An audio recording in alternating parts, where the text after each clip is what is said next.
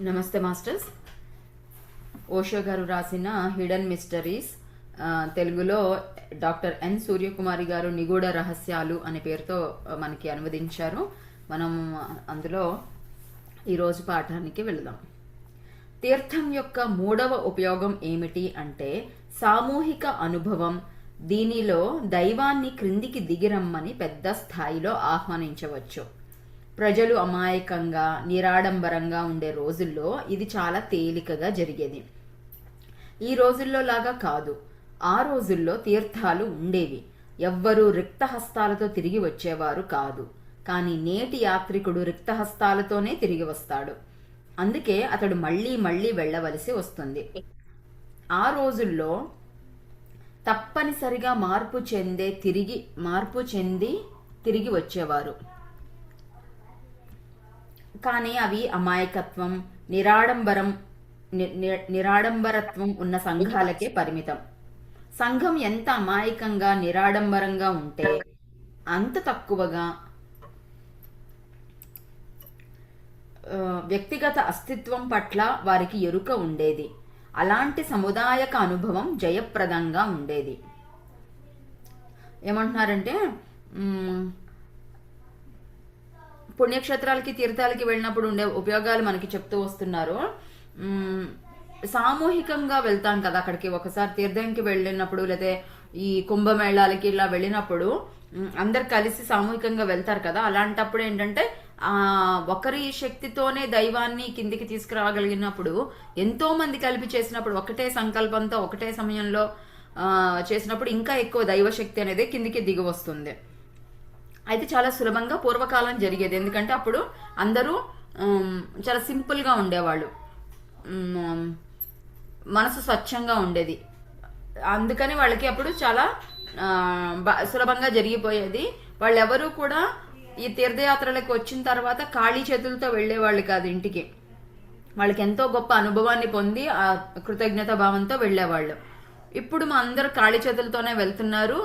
అందుకే మళ్ళీ మళ్ళీ రావాల్సి వస్తుంది ఈ తీర్థయాత్రలకి, అవన్నీ దైవ పుణ్యక్షేత్రాలకి, వీటన్నిటికీ కూడా. అప్పట్లో అమాయకత్వము నిరాడంబరం ఉన్నప్పుడు అలా ఉండేది. అంతేకాదు ప్రతి ఒక్కరికి కూడా వ్యక్తిగత అస్తిత్వం పట్ల ఎరుక ఉండేది అన్నారు. అంటే ఏంటంటే నేనెవరు, ఎందుకు వచ్చాను, నేను ఇక్కడ చాలా తక్కువ కాలం ఉంటాను, మళ్ళీ వెళ్ళిపోయి అక్కడికి పైన లోకాల్లోనే నా ఇల్లు, ఇవన్నీ కూడా అందరికీ తెలిసేవి. ఒక ఎరుకతో ఉండేవారు. అందుకని చాలా సింపుల్గా ఉండేవారు, స్వచ్ఛంగా ఉండేవారు. అలాంటి వారు అందరు కలిసి ఒక చోట కలిసి ఈ ప్రార్థనలు ఇవన్నీ చేసినప్పుడు ఎంతో శక్తి కిందికి వచ్చేదన్నమాట. ఈ రోజు కూడా వ్యక్తిగత అస్తిత్వం పట్ల ఎరుకలేని ప్రాచీన కాలపు తెగల సాంఘిక సంస్థలు ఉన్నాయి. అక్కడ నేను అన్న భావం తక్కువగా మరియు మనం అన్న భావం ఎక్కువగా ఉంటుంది. కొన్ని తెగల భాషలలో నేను అన్న పదమే లేదు. ఆ తెగలు మనం అనే మాట్లాడతారు. నేను అన్న పదం వాళ్ళ భాషలో లేకపోవడం కాదు, కానీ వారి జీవితం సంస్థాగతమైనది. అది చాలా ఆశ్చర్యకరమైన ఫలితాలను ఉత్పత్తి చేస్తుంది. చాలా బాగుంది కదా. ఎవరైతే దైవిక గుణాలతో స్వచ్ఛంగా ఉంటారో, వ్యక్తిగత స్వార్థము ఇటువంటి లేకుండా ఎవరైతే ప్రవర్తిస్తారో వాళ్ళు ఎప్పుడు మనము అనే తత్వంలో ఉంటారు. ఈ విశ్వము, మనము, ప్రకృతి, అందరూ అనే భావనలో ఉంటారు. ఒక రకమైన తెగలు ఇప్పటికీ ఉన్నాయంట. ప్రాచీన కాలపు తెగలు ఇప్పటికీ ఉన్నాయి. వాళ్ళల్లో అసలు నేను అనే పదమే లేకపోతే ఇంకెంత బాగుంటుంది కదా. వాళ్ళకి ఆ పదమే లేకుండా చేసుకున్నారు. అంటే లేకపోవడం కాదు, ఆ విధంగా అలా ప్రవర్తిస్తారన్నమాట. ప్రతిసారి నేను అనకుండా ఇది మనది, మనము అని అంటూ ఉంటే అదే నేర్చుకుంటూ ఉంటాం కదా. చెప్పగా మనకి అదే భావనలు మనలో వస్తూ ఉంటాయి. ఒకప్పుడు విదేశీయులు సింగపూర్ దగ్గర ఒక చిన్న దీవిని ముట్టడించారు. ఆ తెగ నాయకుడు ఒడ్డుకి వచ్చి తన వారికి ఆయుధాలు లేవని, కానీ వారు బానిసలుగా ఉండబోరు అని చెప్పాడు. పాశ్చాత్యులు ద్వీపవాసులను బానిసలుగా చేసుకోవడానికి ప్రయత్నాలు మొదలుపెట్టారు. ఆ తెగవారు యుద్ధం చెయ్యం అన్నారు. ఎలా చనిపోవాలో తమకు తెలుసు అని అన్నారు. వారి మాటలు పాశ్చాత్యులు నమ్మలేదు. ఎవరూ ఊరికే అలా చనిపోరు అనుకున్నారు. అప్పుడే ఎంతో చారిత్రాత్మకమైన సంఘటన జరిగింది. అక్కడికి వచ్చిన వారు భూమిపై కాలు పెట్టగానే ఆ తెగవారు 500 మంది ఒడ్డుకు చేరారు. ముందుగా వారి నాయకుడు క్రిందపడి చనిపోయాడు. ఆయుధంతో కొట్టకుండానే ఒకరికొకరు అందరూ ఒకరి తరువాత ఒకరు అందరూ క్రిందపడి చనిపోయారు. విదేశీయులు వారి కళ్ళని వారే నమ్మలేకపోయారు. అది చూడగానే వారు చాలా కదిలిపోయి వెళ్ళిపోయారు. ముందుగా ఆ పాశ్చాత్యులు వారు భయంతో క్రింద పడుతున్నారు అనుకున్నారు. కానీ పాశ్చాత్యులు వారి దగ్గరికి వెళ్ళినప్పుడు ఆ తెగవారంతా చనిపోయినట్లు కనుక్కున్నారు. అక్కడ ఏం జరిగింది ఈ రోజు వరకు నిజంగా ఎవ్వరికీ తెలియదు. ఎంత అద్భుతమో చూడండి. అనుకున్నట్టే చనిపోవడం అనేది. ఇతరులకి మనము బానిసలము అవ్వకూడదు. కానీ పాశ్చాత్యులు వాళ్ళంతా అలాగే ప్రవర్తిస్తారు. అన్ని ఆక్రమించుకోవడము, అన్ని నాది, నాకు కావాలి, స్థలం నాకు కావాలి అనుకుంటూ సింగపూర్ దగ్గర ఉండే ఒక తెగ దగ్గరికి వెళ్లారంట. వాళ్ళు ఏం చెప్పారు? వాళ్ళు ఎంతో గొప్పవారు, ఎంతో సాత్వికమైన గుణం కలిగిన వారు. అందుకే వారు చెప్పారు, మేము యుద్ధాలు చెయ్యము, మేము మీకు బానిసలుగా కూడా ఉండము. కాబట్టి ఒకవేళ మీరు వచ్చి మమ్మల్ని బలవంతం చేయడానికి ప్రయత్నిస్తే మేము చనిపోతాం, మాకు తెలుసు ఎలా చనిపోవాలో మాకు తెలుసు అని చెప్పారు. అండ్ ఇంకా ముఖ్యమైన విషయం ఏంటంటే వాళ్ళు నమ్మలేదు. వీళ్ళందరూ వచ్చారు అది తీసుకెళ్ళడానికి, వీళ్ళని బలవంతంగా అయినా తీసుకువెళ్ళడానికి వచ్చారు. అప్పుడు తెగ వాళ్ళందరూ ఒడ్డుకి వచ్చారు. కానీ ఇక్కడ ముఖ్యమైన విషయం ఏంటంటే ఆ నాయకుడు ఎవరైతే ఉన్నారో ఆయన ముందు, నాయకుడు అంటే ఏంటి, అందరికీ ఒక మార్గదర్శకం అన్నమాట. చక్కటి మీరందరూ చనిపోండి, నేను బతుకుంటాను, నేను చూసుకుంటాను అని కాకుండా ఆయనే ముందు మొదటి స్టెప్ వేశారు. ఆయన మార్గంలో మిగతా వాళ్ళందరూ చేశారు. వీళ్ళు మొదట ఆశ్చర్యపోయారు, నిజమేనా ఇది, వీళ్ళు ఊరికే నటిస్తున్నారా లేదా ఊరికే కళ్ళు తిరిగి పడిపోయారా అట్లా అనుకున్నారు. కానీ నిజంగానే వీళ్ళు చనిపోయారు అనే విషయం తెలిసి వాళ్ళు ఎంతటి గొప్ప శక్తి ఉంది వీళ్ళకి అసలు అని వాళ్ళు మనసు కరిగి వాళ్ళు అక్కడి నుంచి వెళ్ళిపోయారన్నమాట పాశ్చాత్యులు. ఆ తెగవారంతా చనిపోయారు అన్నారు. మరి అసలు ఒక్కళ్ళైనా మిగిలారో లేదో మనకు తెలియదు. ఆ రహస్యం అనేది, ఎలా చనిపోగలిగారు అనేది రహస్యం అనేది ఉందో లేదో కూడా మనకు తెలియదు, ఎవరికి తెలియదు అంటున్నారు. మనం అనే చైతన్యం ప్రబలంగా ఉంటే చావు అంటువ్యాధిలా వ్యాపిస్తుంది. ఒకరు చనిపోతే చావు వ్యాపిస్తుంది. కొన్ని జంతువులు అలా చనిపోతాయి. ఒక గొర్రె చనిపోతే చావు వ్యాపిస్తుంది. గొర్రెలకు మేము తప్ప నేను అనే చైతన్యపు ఎరుక లేదు. గొర్రెలు నడుస్తున్నప్పుడు చూస్తే అన్నీ కలిసి ఉన్నట్లు, ఒకే జీవి కదులుతున్నట్లు ఉంటుంది. ఒక గొర్రె చనిపోతే మిగిలిన వాటికి చావాలి అనిపిస్తుంది. ఆ అంతర్గత భావం వ్యాపిస్తుంది. కాబట్టి ఒక సంస్థకి మనం అన్న ఎరుక ఎక్కువగా ఉంటే నేను అన్న ఎరుక ఉండదు. తీర్థాలకి చాలా ప్రభావం ఉంది. నేను అన్న ఎరుక ఎక్కువ అయ్యే కొద్దీ అదే నిష్పత్తిలో అలాంటి స్థలాల ఉపయోగం పోయింది. గొర్రెల ఎగ్జాంపుల్ చెప్పారు. ఒకటి చనిపోతే మిగతా వాటికి అదే భావన కలుగుతుంది. ఎందుకంటే అవన్నీ ఒకటేలాగా కదులుతూ ఉంటాయి కాబట్టి, ఒకటేలాంటి భావనతో కలిసి ఉంటాయి అన్నీ. కాబట్టి ఒకటి పోతే ఇంకొకటి పోతున్నట్టు భావన దానికి కలుగుతుంది. అయితే ఈ తీర్థయాత్రలు, ఈ స్థలాలు, పుణ్యక్షేత్రాలు ఇవన్నిటికీ కూడా అదే ప్రభావం ఉంది. ఏంటి, అందరినీ కలిపి ఉంచే ప్రభావం ఉందన్నమాట. మనం అక్కడికి వెళితే మనము అనే భావన ఉంటుంది.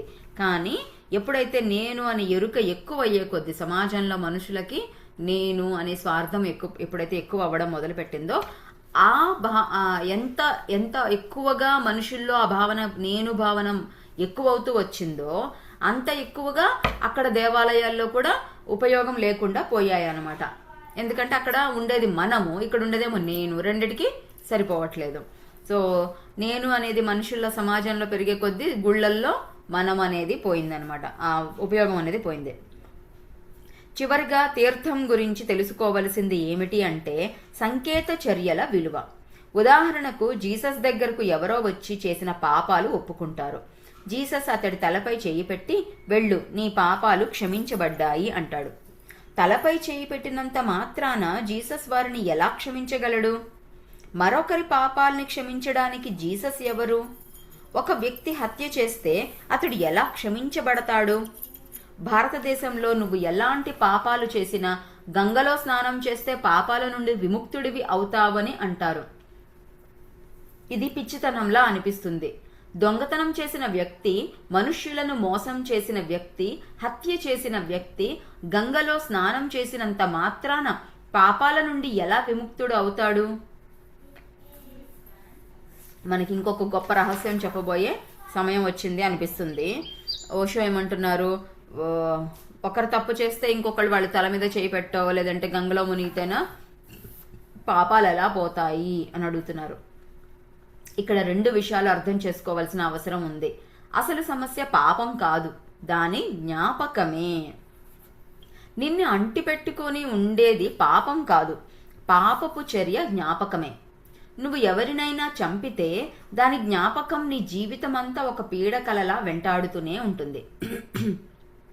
హత్య చేసినా చేయకపోయినా అది నాటకంలో భాగమేనని, అది అంత ముఖ్యం కాదని ఆత్మపరమైన విషయాలు తెలిసిన వారు చెబుతారు. ఎవరు చావరు, ఎవరు చంపబడరు, కానీ హత్య తాలూకు జ్ఞాపకం నీ గుండెపై రాయిలా ఉంటుంది. ఆ చర్య జరపబడి అనంతంలోకి మాయమైంది. అనంతం దాన్ని లీనం చేసుకుంటుంది. సత్యం ఏమిటి అంటే అన్ని చర్యలు అనంతానికి సంబంధించినవే. నువ్వు అనవసరంగా కలత పడుతున్నావు.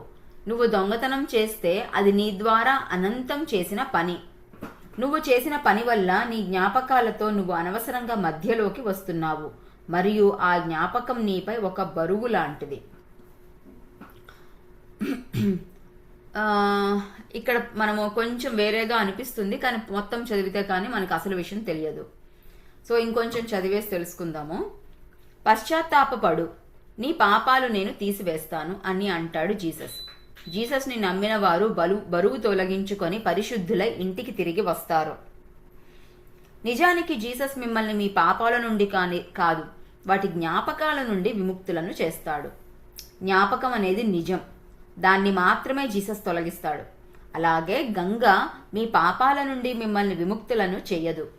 పాపాల జ్ఞాపకాల నుండి మీకు విముక్తి కలిగించగలదు. గంగపై ఎవరికైనా నమ్మకం ఉంటే నదిలో స్నానం చేస్తే పాపాల నుండి విముక్తి పొందుతారు అన్నది నమ్మితే వేలాది సంవత్సరాలుగా నిర్మించుకున్న సామూహిక చైతన్యం ఈ నమ్మకాన్ని బలపరిస్తే, అతడు నివసిస్తున్న సమాజం కూడా దాన్ని ధృవీకరిస్తే అప్పుడు విముక్తుడు అవుతాడు. అలాగే గంగలో స్నానం చేయడం వల్ల పాపం పోదు, ఎందుకంటే పాపం అప్పటికే చేయబడింది. చేయబడిన దొంగతనం లేదా హత్య గురించి ఏమీ చేయలేరు. కానీ ఆ నమ్మకంతో గంగలో నుండి అతడు బయటికి వస్తే, దాని స్వచ్ఛతలో, శక్తిలో అతడికి ఉన్న నమ్మకం స్నానం చేయడం అన్నది కేవలం ఒక సంకేత చర్య అయినా అతడిని అపరాధ భావం నుండి విముక్తుడిని చేస్తుంది.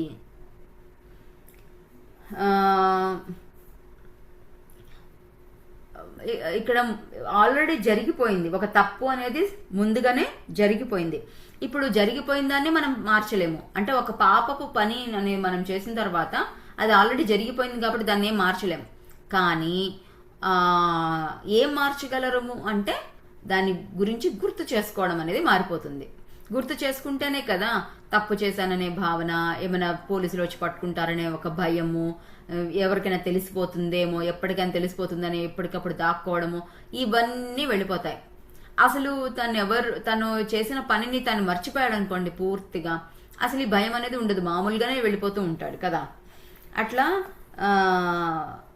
ఈ భగవంతుడు, జీసస్ లేదా గంగా ఎవరైనా సరే మనం కోరుకున్నప్పుడు ఆ నా పాపాన్ని తొలగించు అంటే ఆ పాపాన్ని తొలగించడం జరిగిపోయింది, కేవలం ఆ జ్ఞాపకాన్ని తొలగిస్తారనమాట. అప్పుడు వాళ్ళకి నేను తప్పు చేశాననే భావనలోంచి వాళ్ళు బయటకు వస్తారు. జీసస్ భూమిపై ఎంతకాలం ఉండగలడు? ఆయన ఎంతమంది పాపులను కలవగలడు? అందులో ఎంతమంది పశ్చాత్తాపపడగలరు? కాలం చాలా చిన్నది. జీసస్ లేకపోతే అప్పుడు ఏమవుతుంది? హిందువులు మరింత శాశ్వతమైన ఏర్పాటు చేసుకున్నారు. వారు చేసిన పాపాలు ఒప్పుకోవడం అన్నది ఒక వ్యక్తితో కాక ఒక నదితో కలిపారు. వారు చేసిన పాపాలు నది వారు ఒప్పుకున్న పాపాలను స్వీకరిస్తూ వారిని క్షమిస్తూ ఉంటుంది. నది అనంతమైనది, దాని ప్రవాహం నిలకడగా శాశ్వతంగా ఉంటుంది. జీసస్ ఎంతకాలం బ్రతికి ఉంటాడు? 30 నుండి 33 సంవత్సరాల వరకు కేవలం 3 సంవత్సరాలు మాత్రమే అతడు పని చేయగలిగాడు. 3 సంవత్సరాలలో ఎంతమంది పాపులు తమ పాపాలను ఒప్పుకోగలరు? ఎంతమంది పాపులు అతడిని చేరుకోగలరు? ఎంతమంది తలలపై అతను తన చెయ్యి పెట్టగలడు? కాబట్టి హిందూ ఋషులు ఈ ప్రక్రియని వ్యక్తులకు కాక వ్యక్తులకు సంబంధించని ఒక నదికి అప్పగించారు. గంగా నదిలో పోతే పాపాలు ఎలా పోతాయన్నట్టు చెప్తున్నారనమాట. మనకి ఎవరికైనా ఒక్కరికి అప్పచెప్పి ఆ దేవుడు గనక మనల్ని క్షమిస్తే మన పాపాలు పోతాయి, ఆ దేవుడు తల మీద చేయబెడితే మన పాపాలు పోతాయని మనకి చెప్పలేదు. ఎందుకు అంటే ఆ వ్యక్తి వెళ్ళిపోతాడు ఎప్పుడోసారి. కాబట్టి ఒక నదికి ఇచ్చారు. అది కూడా ఎలాంటి నది? అది జీవనది. మన భూమి మీద ఉండేవన్నిట్లోకి ప్రత్యేకమైన నది. అంతేకాదు మనం దేశంలో ఉండే నదులన్నింటిలోకి కూడా ఇది చాలా గొప్పది జీవనది అనమాట. అది గంగా ఎండిపోయింది అనేది ఎప్పుడు లేదు. నీరు తగ్గిపోవచ్చు కానీ మళ్ళీ వచ్చేస్తాయి. నేను ఈ మధ్య కాలంలో కాశీకి వెళ్ళినప్పుడు నాకు చెప్పారన్నమాట. అక్కడ నేను చూశాను ప్రత్యక్షంగా. ఏంటి అంటే అక్కడ ఒక పెద్ద బావి ఉంది, చాలా పెద్దది అనమాట. దాంట్లో పూడిక తీస్తూ ఉన్నారు. ఏం చేస్తున్నారు? రిపేర్లు చేస్తున్నారా అంటే కాదు, పూడిక తీస్తాము, ప్రతి సంవత్సరం కూడా తీస్తాము అన్నారు. ఓ, ప్రతి సంవత్సరం తీస్తారా? ఎందుకు అంటే వర్షాకాలం వచ్చేటప్పటికి, మేము వెళ్ళింది చలికాలంలో, ఫిబ్రవరిలో వెళ్ళాము, రాబోయేది ఎండాకాలము. అప్పుడు కాస్త అది ఎండాకాలం అంటే మళ్ళీ పని చేయలేరు కాబట్టి ఫిబ్రవరిలో అట్లా తీస్తున్నారు, పూడిక తీస్తున్నారు. అది తీసిన తర్వాత వర్షాకాలం వచ్చినప్పుడంట కనీసము అది ఎంత ఉందంటే 2 అంతస్తుల ఎత్తు ఉన్నంత నీళ్లు అక్కడికి వచ్చేస్తాయంట. గంగాకి ఒడ్డులో ఒక మధ్యలో రోడ్డు వేశారు. ఆ తర్వాత బావి ఉందన్నమాట. అక్కడ గంగ మధ్యలో లేదు, అది కొంచెం పక్కకు ఉంది, జస్ట్ కొన్ని అడుగుల పక్కన ఉంది అంతే, ఒడ్డున. అది పూడిక తీస్తే ఆ నీళ్లు 2 అంతస్తుల ఎత్తంత నీళ్లు వచ్చేస్తాయి వర్షాకాలంలో. అక్కడ ఒక బిల్డింగ్ ఉంది, ఆ బిల్డింగ్ పైన పునాదులు గోడలు అన్నీ ఉన్నాయి. అక్కడ నీటి మరక కూడా ఉందన్నమాట. అక్కడ దాకా నీళ్లు వచ్చాయి అన్నట్టు. ప్రతి ఎండాకాలంలో ఎండిపోతుందంట, వర్షాకాలంలో నీళ్లు వచ్చేస్తాయంట. వర్షాకాలం నుంచి అది ఆ నీటిని వాళ్ళు వాడతారు కూడా అనమాట. ఆ బావి నీరుని వారు వాడతారనమాట. అందుకే వాళ్ళు ఆ బావి నీరు చాలా ముఖ్యమని వాళ్ళు పూడిక తీసి సిద్ధం చేసుకుంటున్నారు ఎండాకాలానికి. సో ఒక వ్యక్తికి గనక మనము ఇతనే మన పాపాలన్నీ తీయగలడు అని గనక మనం ఆపాదిస్తే ఆయన వెళ్ళిపోయినప్పుడు తర్వాత ఏం చేయాలో తెలియదు కదా. అందుకని ఒక వ్యక్తికి కాక ఒక జీవనదికి అప్పగించారు ఆ పని. గంగలో మునిక వేస్తే, గంగలో స్నానం చేస్తే పాపాలు పోతాయి. పాపాలు ఎందుకు పోతాయి? మర్చిపోతాము. దాని గురించి ఒక ఎరుక తెచ్చుకొని మర్చిపోతామన్నమాట. అందుకోసం తీర్థానికి వెళ్లిన వ్యక్తి బరువు తొలగించుకొని పాపపు జ్ఞాపకాల నుండి విముక్తుడై ఇంటికి తిరిగి వస్తాడు. జ్ఞాపకమే ఒక బంధనం అయ్యింది. నిన్ను వెంటాడే పాపపు నీడే అపరాధి. దాని నుండి విముక్తి పొందవచ్చు, కానీ దానికి ఒక షరతు ఉంది. అతి ముఖ్యమైన షరతు ఏమిటి అంటే, నువ్వు పాపం నుండి విముక్తుడివి అవుతావు అన్న దానిలో నీకు సంపూర్ణ విశ్వాసం ఉండడం. మరియు అలాంటి నమ్మకం నీలో ఎలా కలుగుతుంది? వేలాది సంవత్సరాలుగా ఇది జరుగుతూనే ఉందని నీకు తెలిస్తే అది జరగవచ్చు, వేరే విధంగా కాదు. వేలాది సంవత్సరాలుగా ఇది ఇలాగే ఉంది.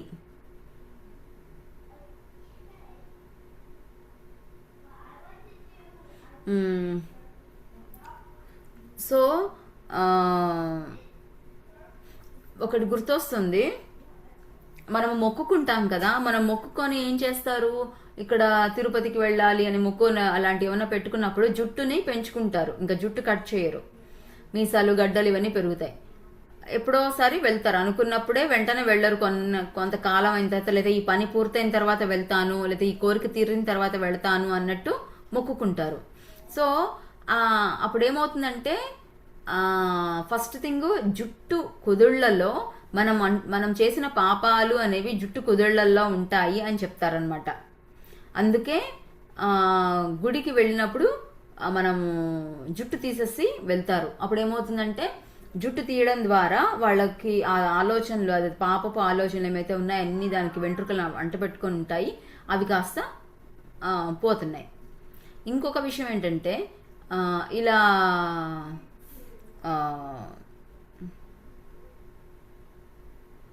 అందుకే మొక్కులు కూడా గుండు చేసుకోమని చెప్పారు. దేవుడికి జుట్టు ఇష్టమనో అదేమీ కాదనమాట. మన మనుషుల్లో ఆ జుట్టును అంటుకొని పాపాలు ఉంటాయి, దాన్ని తీసేస్తే వాళ్ళు కొంచెం ఫీల్ బాగుంటుంది అన్న ఉద్దేశంతో ఆ పద్ధతి అనేది గుండు చేయించుకోవడం అనే పద్ధతి పెట్టారు.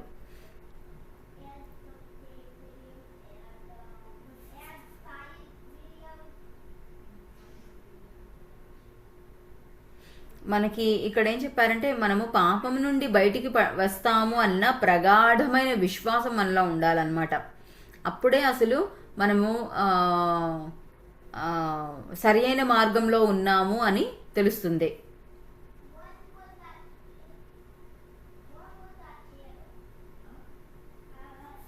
శాశ్వతంగా ఉండే తీర్థాలు కొన్ని ఉన్నాయి. అందులో కాశీ ఒకటి. కాశీ మరియు వారణాసి తీర్థం కాని కాలం అంటూ భూమిపైన లేదు. ఇవి మానవుడి తీర్థయాత్రా స్థలాలలో అతి పురాతనమైనవి కాబట్టి అతి సుదీర్ఘ చైతన్య ప్రవాహంగా ఇవి అతి విలువైనవి. చాలామంది అక్కడ విముక్తి పొందారు, ప్రశాంతత, పవిత్రత అనుభవించారు. చాలామంది పాపాలు కడగబడ్డాయి, అది అవిచ్ఛిన్నంగా సాగుతూనే ఉంది. కాబట్టి అక్కడ పాప ప్రక్షాళన జరుగుతుంది అన్న ప్రతిపాదన గాఢతరమైంది. మామూలు మనస్సుకి ఈ ప్రతిపాదన నమ్మశక్యం అవుతుంది. అలాంటి నమ్మకం ఉంటే పవిత్ర స్థలం సార్థకం అవుతుంది, లేకపోతే అది నిరుపయోగమే. నీ సహకారం లేకుండా తీర్థం నీకు సాయం చెయ్యలేదు. ఆ పవిత్ర స్థలానికి అవిచ్ఛిన్నత, ఓ చరిత్ర ఉంటే నువ్వు దానికి సహకారం అందించగలవు.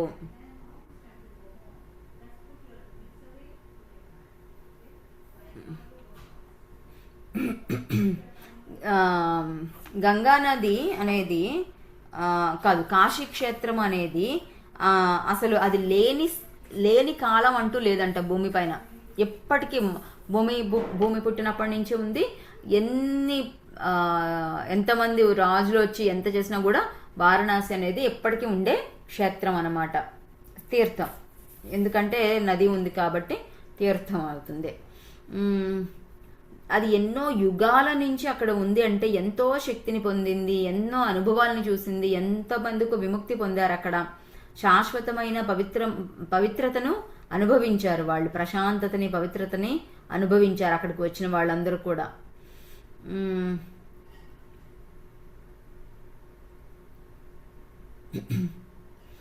కాబట్టి అక్కడ పాప ప్రక్షాళన జరుగుతుంది అన్న ప్రతిపాదన గాఢతరమైంది. అంటే ఎన్నో యుగాల నుంచి అక్కడ ఉంది కాబట్టి ఎంతో పూజలు అన్ని, ఎన్నో గొప్ప పనులన్నీ అక్కడ రిచువల్స్ చేశారు కాబట్టి పాపం అనేది అక్కడ పోతుంది అని చెప్పడానికి నమ్మకం ఉందన్నమాట. ఎందుకంటే అక్కడ ఎంతో శక్తి ఉంది కాబట్టి అక్కడ నమ్మచ్చు అంటున్నారు. అలాంటి నమ్మకము ఉంటే గనక ఆ స్థలానికి వెళ్ళినప్పుడు యాక్చువల్గా సార్థకత లభిస్తుంది. అంటే ఇప్పుడు నేను ఒక చెయ్యిని యథాలాపంగా కదిపితే ఎలా ఉంటుంది, నా ఎరుకతో నేను చెయ్యి కదుపుతున్నాను, ఆ చెయ్యి ఇలా వెళుతుంది, చెయ్యి వెళ్ళినప్పుడు నా కండరాలు ఇలా కదులుతున్నాయి, ఎముకలు ఇలా కదులుతున్నాయి, ఇట్లాంటివన్నీ మనం ఊహించుకుంటూ కరెక్ట్గా చేతితో అనుసంధానమై గనక మనం కలిపితే అప్పుడు అర్థం ఏంటి, అప్పుడు ఏమవుతుంది అంటే ఆ చెయ్యి యొక్క కండరాలు అసలు ఆలోచన పెట్టి చేసినప్పుడేమో అది ఇంకా చక్కగా పని జరుగుతుంది అనమాట. యథాలాపంగా చేసిన దానికంటే ఆలోచన పెట్టి చేస్తే చాలా బాగా జరుగుతుంది. అందుకే అటువంటి నమ్మకం ఉండి మనం గనక ఆ స్థలానికి వెళ్ళినప్పుడు అక్కడ మన నమ్మకానికి సార్థకత లభిస్తుంది, ఆ పవిత్ర స్థలం సార్థకం అవుతుంది అనమాట. నమ్మకం లేకుండా వెళితే, నమ్మకం లేకుండా ఏ పని చేసినా పని జరగదు, ఉపయోగం లేదు. బేసిక్గా నమ్మకం లేదని కాదు, ఉపయోగం ఉండదు. నీ సహకారం లేకుండా తీర్థం నీకు సాయం చేయలేదు. ఏది మనకి ఫ్రీ విల్ అనేది ఒకటి ఉంది, స్వేచ్ఛా జీవులం మనం. ఏదైనా సరే మనకి ఓకే అయితేనే, మనకి ఇష్టం అయితేనే మనకి జరుగుతుంది అనమాట, మన దగ్గరకు వస్తుంది.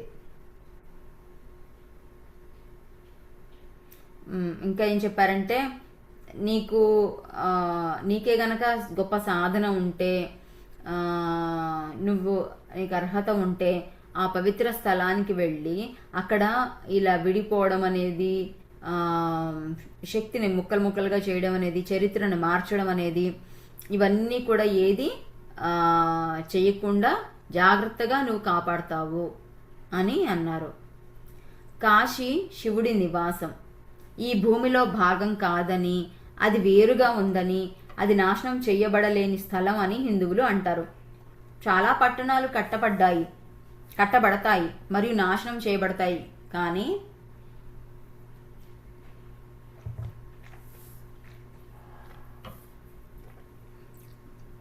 కాశీ మాత్రం ఎప్పటికీ అలాగే ఉంటుంది. మనుష్యులు వస్తుంటారు, పోతుంటారు. అది చాలా ఆశ్చర్యదాయకమైన విషయం. బుద్ధుడు కాశీకి వెళ్ళాడు. జైన తీర్థంకరులు కాశీలోనే పుట్టారు. శంకరాచార్య కూడా కాశీకి వెళ్ళాడు. కబీరు కాశీలో నివసించాడు. కాశీ తీర్థంకరులని, అవతారులని, ఋషులని చూసింది. కానీ వారెవరు ఇప్పుడు లేరు. వారందరి పవిత్రతను, వారి ఆధ్యాత్మిక యోగ్యతను, వారి జీవన సరళిని, వారి సామూహిక పరిమళాన్ని కాశీ లీనం చేసుకుంది మరియు అది ఇంకా ఉంది. కనీసం ఆధ్యాత్మికంగా అయినా అది కాశీని భూమి నుండి వేరు చేసింది. అది ప్రసిద్ధిగాంచింది. తనకంటూ ఒక శాశ్వతమైన రూపాన్ని సంతరించుకుంది. తనకంటూ ఒక వ్యక్తిత్వాన్ని గడించుకుంది. ఎంతో మంది గొప్ప గొప్ప మాస్టర్స్ చరిత్రలో వాళ్ళందరూ కూడా కాశీకి వెళ్ళారు కదా.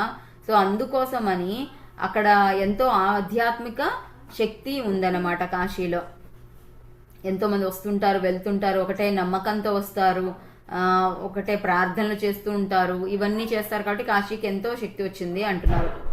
అదొక శాశ్వతమైన రూపాన్ని సంతరించుకుంది అని చెప్పారు. తనకంటూ ఒక వ్యక్తిత్వాన్ని గడించుకుంది అనమాట. ఎందుకంటే స్పెషల్ ప్లేస్ వచ్చిందనమాట దానికి. ఎంతో మంది వస్తుంటారు, పోతుంటారు. అక్కడ ఆ కాశీ క్షేత్రంలో ప్రతి ఒక్క ఆధ్యాత్మిక సంస్థకి సంబంధించిన సెంటర్ ఉంటుందన్నమాట. అక్కడ ఆ సెంటర్కి వాళ్ళందరూ అక్కడికి వచ్చి అక్కడ సత్రాలు ఇవన్నీ ఉంటాయన్నమాట. సో ప్రతి ఒక్కరూ అక్కడ ఒక క్షేత్రాన్ని కట్టించాలి, అక్కడ విడిది గృహాన్ని కట్టించాలని అనుకుంటారు. అక్కడికి వెళ్ళి చూస్తే నది ఒడ్డున అంతా కూడా ఘాట్స్లో రకరకాల మంది, ఎక్కడెక్కడి నుంచో వచ్చిన రాజులు, వీళ్ళందరూ కూడా అక్కడ వాళ్ళ బిల్డింగ్స్ కట్టుకున్నారనమాట, నదిని చూస్తూ ఉండేలాగా. బుద్ధుడు ఈ నగరపు వీధులలో తిరిగాడు. ఆ సందులలో కబీరు ఉపన్యాసాలు చేశాడు. ఇప్పుడు అది అంతా ఒక కథగా, ఒక కలగా అయ్యింది. కానీ కాశీ దీనంతా తనలో ఇముడ్చుకొని జీవిస్తూనే ఉంది. కాశీలోకి ఎవరైనా సంపూర్ణమైన విశ్వాసంతో, నమ్మకంతో ప్రవేశిస్తే అతడు మళ్లీ విధుల్లో నడుస్తున్న బుద్ధుడిని చూస్తారు. పార్శ్వనాథ్, తులసీదాస్ మరియు కబీర్ని చూస్తాడు. సమ్మోహన స్థితిలో కాశీని చేరితే అది ముంబై, లండన్ లాంటి మామూలు నగరంలా కాక ఒక విశిష్టమైన ఆధ్యాత్మిక రూపం దాలుస్తుంది. దాని చైతన్యం పురాతనం, శాశ్వతం. చరిత్ర కాలగతిలో కలిసిపోవచ్చు. నాగరికతలు పుట్టవచ్చు మరియు నాశనం కావచ్చు.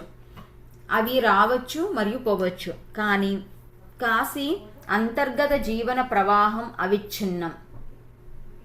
ఆ వీధుల్లో నడుస్తూ, గంగానది ఒడ్డున స్నానం చేస్తూ, కాశీలో ధ్యానం చేస్తే అది అంతర్గత ప్రవాహంలో నువ్వు ఒక భాగంలా ఉంటావు. నేను ఒక్కడినే అంతా చేయగలను అనుకోవడం పాపకరం. ప్రజల ద్వారా అంతా అనుకోవడం అపాయకరం. దైవ సహాయం చాలా రూపాల్లో దొరుకుతుంది. దేవాలయాల ద్వారా, పవిత్ర స్థలాల ద్వారా దాని సహాయం అందుకోవచ్చు. అలాంటి సహాయం అందించడానికే అవి రూపొందించబడ్డాయి.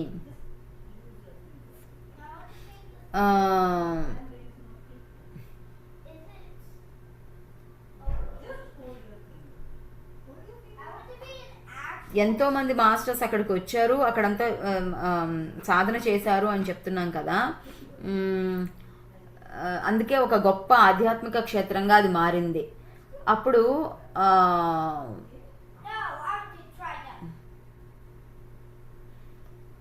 మనం గనక కాశీ క్షేత్రంలోకి వెళ్ళేసి గంగా మునక చేసేసి వస్తే ఏమంటున్నారంటే అక్కడ గనక ధ్యానం చేయకుండా జస్ట్ వెళ్ళేసి వస్తే గనక మనము అన్ని రూపాలలో నేనే ఉన్నాను అని వెళ్ళి పడుకుంటారు అనమాట. స్వీట్ కూడా తినేసి, ఐ మీన్ దాంట్లో స్వీట్ వేసి. కానీ అది అపాయకరం అని చెప్తున్నారు. నేను ఒక్కడినే ఎలా చేయగలుగుతాను? ఎంతో మంది మాస్టర్స్ వచ్చి కాశీ క్షేత్రంలో గంగా ఉంది, శివుడు ఉన్నాడు, విశ్వనాథుడు, అంతమంది దేవుళ్ళు ఉన్నారు, ఎంతో మంది మాస్టర్స్ వచ్చారు. అన్ని కలిపితే అక్కడ శక్తి అనేది ఉందన్నమాట. రకరకాల రూపాల్లో అక్కడ ఉంది. అంతే కదా, 9 మంది నవ సూర్యుళ్ళు అనేసి, ఎంతో మంది వినాయకుళ్ళు అనేసి, వాళ్ళందరినీ వెతుక్కొని చూడండి అనేసి చెప్తుంటారు. అన్ని విధాలుగా ఆ శక్తి అనేది ప్రతిష్టాపన అక్కడ జరిగింది. అంతమంది మాస్టర్స్ వచ్చారు, వాళ్ళ శక్తిని అక్కడ చక్కగా ప్రతిష్టాపన చేశారు. అసలు అవన్నీ మనుషులకి ఆ పవిత్రతను కాపాడి వాళ్ళకి శక్తిని అందించడం కోసమే వస్తున్నారు అన్నమాట.